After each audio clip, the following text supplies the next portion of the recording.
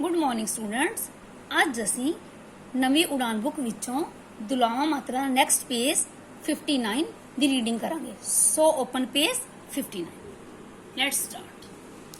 पप्पे दुलावा पै ददल लदल पैदल।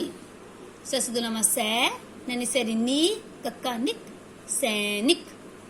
एड दुलावा ए नन्ना कक्का नक ऐनक। सस दुलावा सै नन्ना ततनत सैनत। बब्बे दुलावा बै रारा ककरक बैरक। सस्सी पैर बिंदी शशे दुलावा शै तत्ते कन्ना ता नन्ना शैतान। मम्मी दुलावा मै दद्दे कन्ना दा नन्ना दान मैदान। एड दुलावा ए लल्ले कन्ना ला नन्ना लान ऐलान। हाही दुलावा है रारे कन्ना रा नन्ना रान हैरान। सस्सी दुलावा सै कक्का टैंकारा कटर सेक्टर। ककरा कर नने दुलावा नै लल्ला नैल कर नैल। जरा जर नने दुलावा नै लल्ला नैल जरनैल। फफरा फर नने दुलावा नै लल्ला नैल फरनैल। एड दुलावा ए तत्ता ऐत वाल कन्ना वार आरा वार ऐतवार।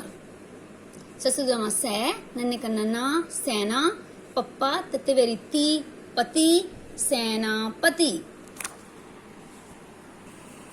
बच्चों इस दे नाल असीं पंजाबी दी नोटबुक ते दुलावा मात्रा नूं लिखांगे।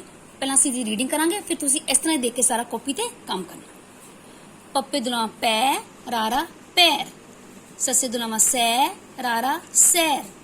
थत्थे दुलावा थै लल्ले कन्ना ला थैला। पप्पे दुलावा पै सस्से कन्ना सा पैसा।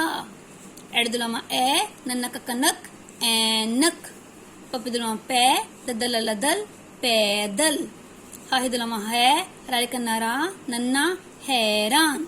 एड दुलावा ए तत्ता ऐत पावे कन्ना वार आरा वार ऐतवार। बच्चे थोड़ा अज दा होमवर्क है कि तुसीं इसनूं इसे तरह कॉपी ते सोना सोना ते साफ साफ लिखना। Thanks, have a nice day.